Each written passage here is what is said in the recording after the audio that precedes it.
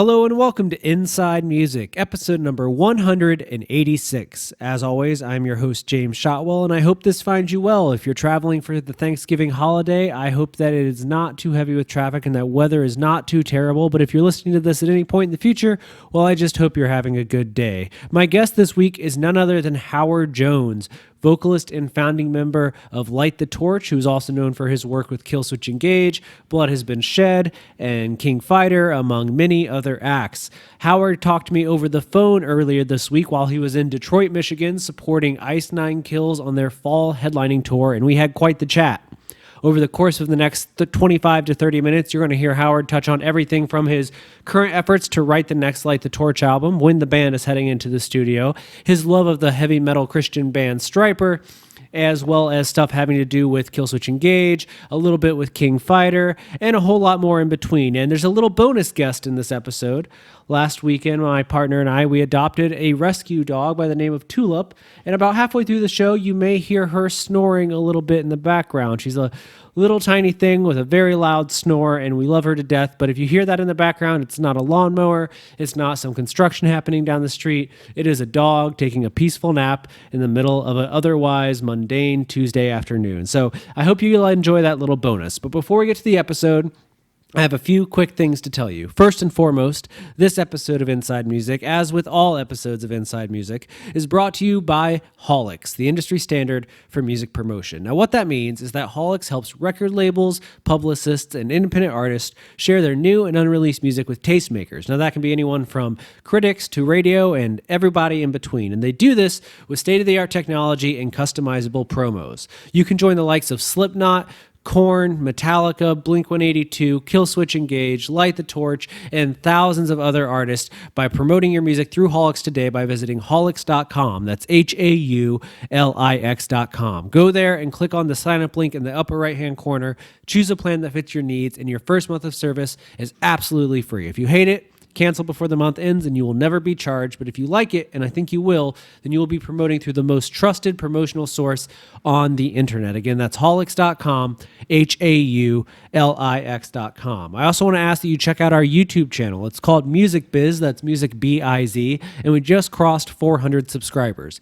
Every episode of this show is available on there, as well as tutorials and guides on how to navigate the music industry and headlines from across the entertainment business. So please head over there and check it out. One more time, it's called Music Biz. And finally, if for whatever reason you have made it this far and have not yet heard Revival, the debut album from Light the Torch, get out there and improve your life.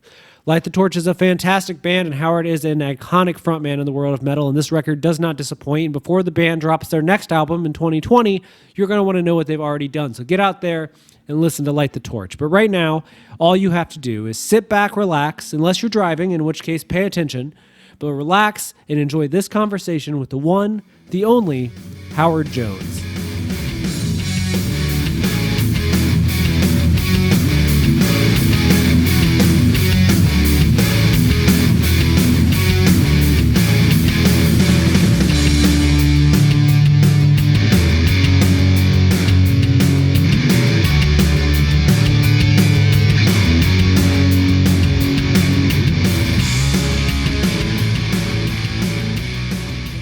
I mean, if you've gotta turn it into a phone interview, rescuing a dog seems like a fair excuse. Yeah, that works for me.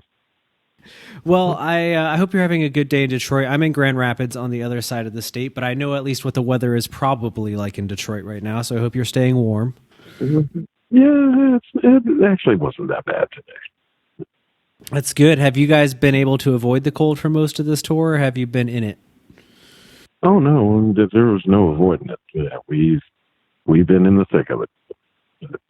But it just is what it is. As long as we're on tour, we're still having fun. Yeah, I mean, what else could you ask for? I guess as long as it's going well and nothing breaks down. Exactly. Well, I'm glad. I wanted to get like the formalities of like doing an interview with somebody on tour out of the way. So obviously I was going to be like, hey, how's tour going? And you would be like, it's what you just said. It's going. We're going well. What more could you ask for? Yeah. We're wrapping it up. It's, we've got a few shows left and that's it. Yeah, but it's been a good tour. A few months ago, I sat down with the guys in Fit for a King right after this tour was initially announced, and we were in the green room of a venue here in Grand Rapids, and I was like, isn't it crazy you guys are going out with Light the Torch? And they were just like, we honestly feel very, very honored and strange to be built above Howard right now because we all love him and idolize him. And I was like, I think you guys you'll be fine. It'll be cool. But I like seeing, I love when I see a band who's like hitting that point. They're one of those young bands that's like taking off so much, and they almost feel like for them it's like strange because they look up to somebody like you so much. To be going out on tour with you is like that alone is surreal to them, and it's always humbling. It's always nice to see that, They're having an amazing response. They're playing great. They're good dudes. I don't think like that. It's just, we're here to do our job, and this is what we're doing, and we're having fun doing it. That's about as deep as I'll think about that sort of thing. I've been very lucky to do this, and I still get to do it. That's that. What's it like playing with these bands? I mean, obviously, Ice Nine, they draw a younger crowd, people who are probably just getting into heavier music or are still kind of exploring all the corners. Is there a solid Light the Torch following, or is this exposing you to just a ton of new people city to city? I think it's been both. It's we've had people come out, but because this is a radio sponsored tour, there's been support for all the bands. But we've gotten a lot of exposure to new people, and that's what you always want. That's that's part of the fun. Is preaching to the converted is kind of easy, I guess. So trying to make a new listener, that's half the fun.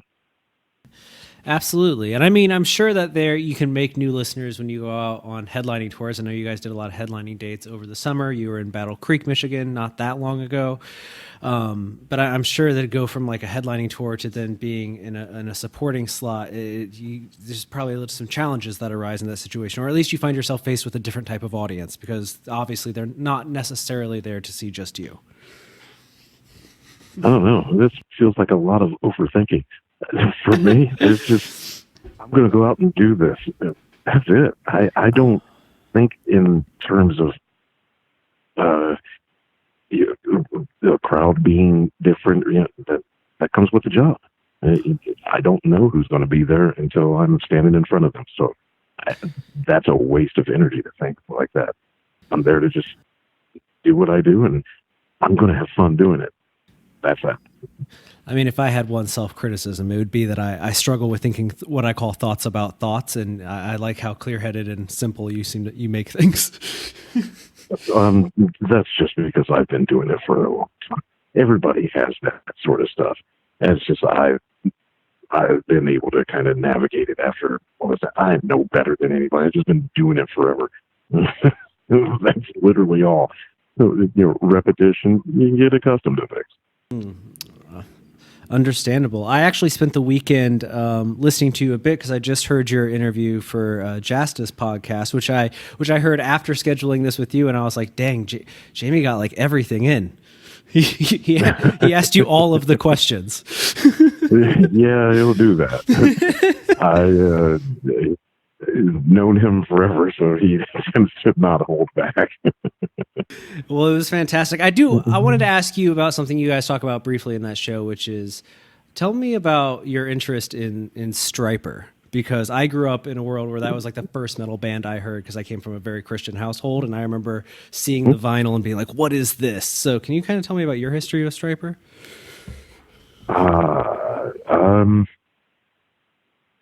Wow. I mean, I always listened to anything and everything.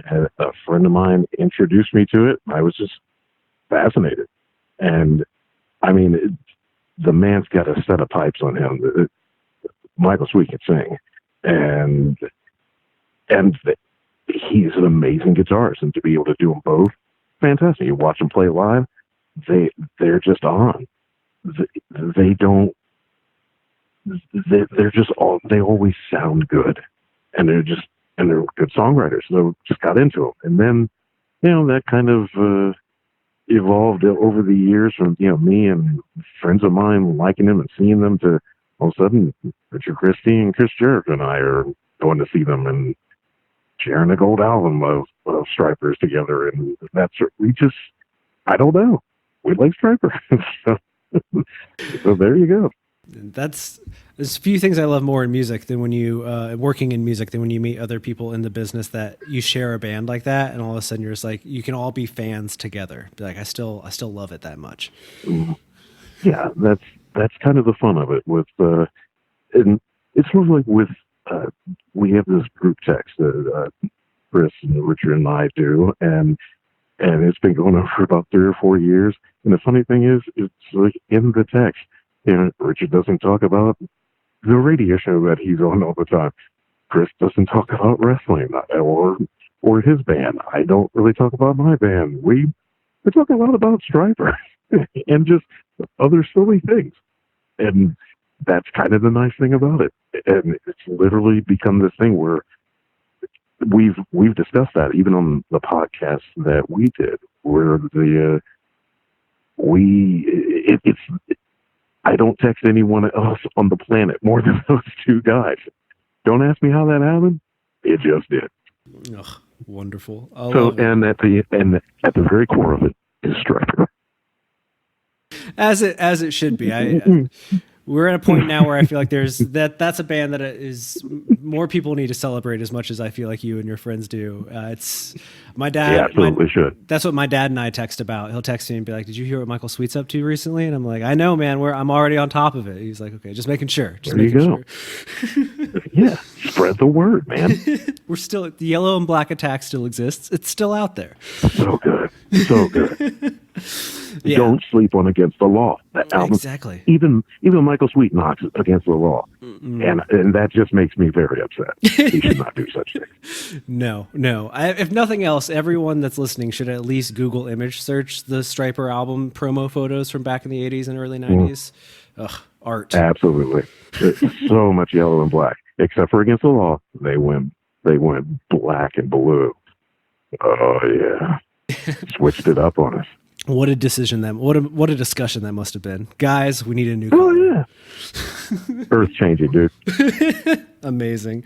Also on that Jazz show, you mentioned that you're going to be doing a lot of writing for this tour. How has that been going for you? Is this something you've actually found time to do? I've been able to squeeze a little bit in here and there. It's something I've tried to do on a daily basis just to get into the habit of it, so that way it's not something I have to force.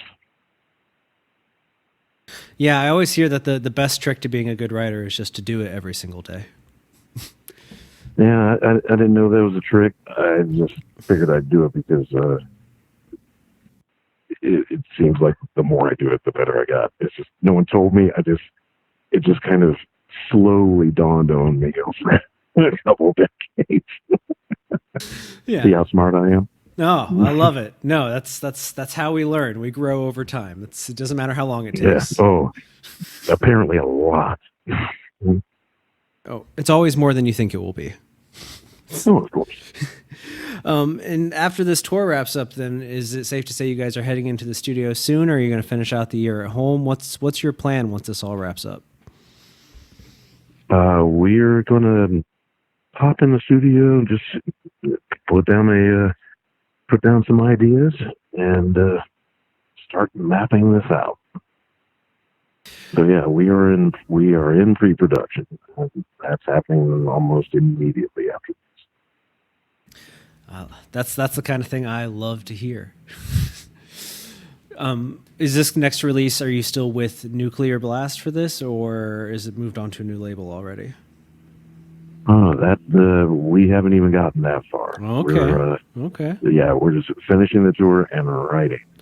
And so yeah, that's the focus is music. I don't mean to stroke your ego, but I was at dinner with your publicist a couple of weeks ago, and it was so funny because we were talking about 2020 and what everyone's working on, and and they were like, as long as I'm with Howard still, I'll be very happy. And she wasn't the first person to tell me that, but everyone's just like, you're one of those people that whenever I meet someone in music that works with you, they're like, if I could just always work with somebody like Howard, it would be, my job would be 5% easier. Like it was just, I think that's a compliment, but it is a I don't even compliment. know what that means. In context, it seemed like a compliment. There was a lot of smiling. They were just like, he's just a good guy. He's not difficult. He's open to things, and for a publicist, that's what they dream of. Somebody that's like, I'm game. Let's do stuff. Let's get out there and talk to the people. I like trying different stuff. I think I'm somewhat hyper, so I get bored easily. So for me, if I'm doing a lot of different things, I don't get bored, and I'm much more content. So I'm always down to try something different. Speaking of that, you did a little work on the new Body Count album. Is that correct? Well, yeah. We'll see if it makes the album because with it go through a ton of different songs, and so yeah, fingers crossed. I love getting opportunities to do stuff. So yeah, so it's like if it interests me and I think it's fine, great. And so yeah, fingers crossed. Hey, it'll make the cut. Are there a lot of opportunities that do you actively chase to work with anyone in particular, or do these things just kind of develop naturally, come your way through emails, phone calls, connections, or are there some artists out there that you've kind of chased after? No, generally things just happen. I don't know how. It just kind of does. I'm for the most part, I don't actively search just things. I really don't know. I haven't thought about it. I mean, it's just I'm always doing stuff. I don't know how that happens. I'm currently in the middle of like 5 different things. There's an old saying about working in music that's like, if you want to work in music, just keep doing it, and then one day you'll look up and you'll have a job. And I kind of feel like maybe that's kind of what's happened in your case. You're like, I just keep doing it. I don't know. That's honestly somewhat accurate. I don't know how it happened. It just an opportunity will come up, or if I come up with an idea and say, hey, you want to do this, and person agrees, or it just depends on the situation. Not everything comes to pass, but some things have. It's nice. Well, after your time in the studio, and we're getting into 2020, is there plans to go back out with Light the Torch before we get too deep into next year? I've heard some rumblings that there might be some tour plans out there, but I know you guys haven't really said anything yet. So is there anything you can tell me? Oh, there'll definitely be some touring, and fingers crossed I'll be able to get King Fighter to see the light of day. Yeah. Yes. Like I said, there's just many things I'm trying to finish up. So we'll see how this goes. I'm impressed by your time management skills that you can balance so many things. It's called Don't Sleep a Lot and Fly Even More. So yeah, I think it's just for me. I like being active, and it works if you're.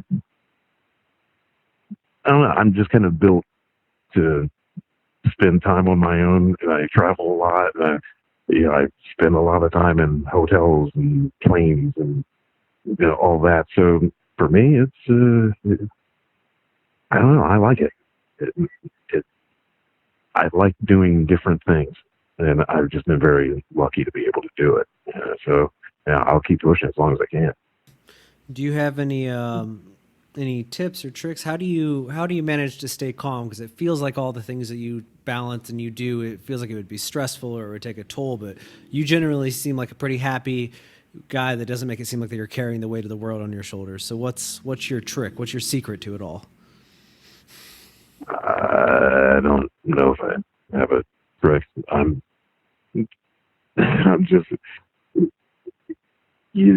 I do enough to where I'm exhausted at the end of the day. That kind of calms you. If you're so tired like that, yeah,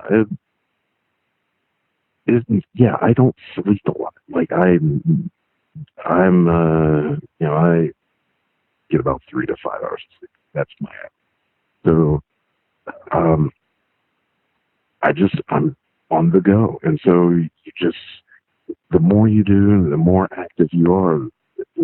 For me, it just seems like I'm calmer because I'm engaged. And it just works for me. Well, I'm glad it does because it as a fan, it certainly works for me that you stay so busy. Oh, I appreciate it. I Yeah, I mean, what do I just kind of do my thing, man. You know, I don't have a very good gauge of that sort of stuff. I'm very happy that people are, enjoying what I'm doing. But yeah, I don't really have social media, so I don't watch that stuff. Yeah, But yeah, okay, cool. I admire it. I always admire when I am, whenever I notice somebody that's not on social media that wasn't like chased off of it. Because there are some of those instances where somebody like said something or people didn't like something and they ended up leaving, but you've just never been a part of it. And I admire that even No. more because I just, as someone who has been plugged in forever, now it's hard for me to imagine not being plugged in. And you just never did, and I admire that. And well, it's social media, and literally, like a few minutes ago, I was like, I'm accustomed to being on my own. I'm not that social. Fair enough. I'm really not. It's terrible. I love it. I love it. No, that's the perfect response. Well, at least one of those terms doesn't apply to me, so I have no interest. Yeah, I can't badmouth it because I'm not on it. So it's just not for me. Well, I do want to ask you about this, even though you might not have too much to say onto it. But I'm curious how you felt. It's been a couple of months now. How you felt about the response to Signal Fire when it came out? I had the chance to hear the song and the whole Killswitch album before it came out. But when I was in LA in the summer, and Vincent Metalblade had let me hear that song, and he was just like, "I think this is going to be really big," and I was like, "No shit." And then the song came out and it blew up, and it seems like everyone really loved it. But did you think that it would have such a big impact on the heavy world that people would embrace it as much as they did? Oh, no, not at all. No, not at all. Just not how I think. I did it, and then it was great. I got to hang out with the guys a little bit, and I was on to the next thing. And literally, I mean, I did it a while ago, so it kind of surprised me when it came out. I'm stoked that people liked it. It's just one of those really cool memories, and pretty lucky guy. Yeah, and I remember this past summer seeing a video of you joining the Killswitch guys on stage in Quebec at a summer festival that they have there, and obviously people are going to wonder if there's a chance that they'll see you do the new song Signal Fire with the band at some point in the future. Is that something that you'd like to do? Hey, you never know, man. That was funny doing that festival. I don't really pay much attention to lineups and stuff like that, and we pulled in, and I saw them. It was like, oh, there's Adam. Oh, there's just I didn't know they were here, and that's how it happened. So you never know. I love it. I like that you're able to run it, to have an opportunity like that come up and embrace it, where there are instances where that might happen to other people and they would be like, I don't know, we got to like figure it out. It would be like a whole thing. And you both sides are just like, yeah, let's do it. We just ran with it. So, we never stopped being friends. I love those guys. So yeah. Like I said, very fortunate to be able to just kind of do the things I'm doing, just bouncing around. Well, very lucky guy. Let me kind of wrap this up with this question, because as somebody who has been around as long as you have and has done as much as you, what are the things on Howard Jones' bucket list for music that you haven't gotten to yet? Like, what is the thing you haven't done, or maybe you tried to do and it just didn't work out yet? What's left? What is there that you aspire to?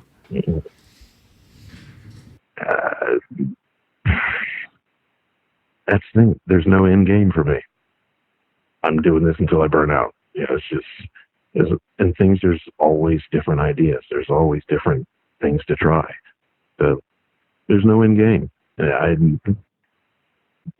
enjoy doing this. So we'll see where the road leads us.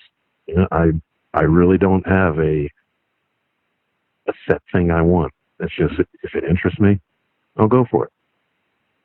Perfect answer. And lastly, this is something I've been asking. I've had a chance to interview a lot of people in rock that have been around for a while recently, and this question keeps coming up because I like it so much.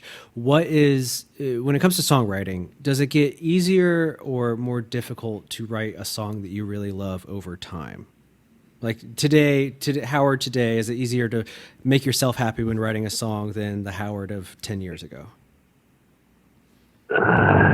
Well, one, I think everyone's writing will progress.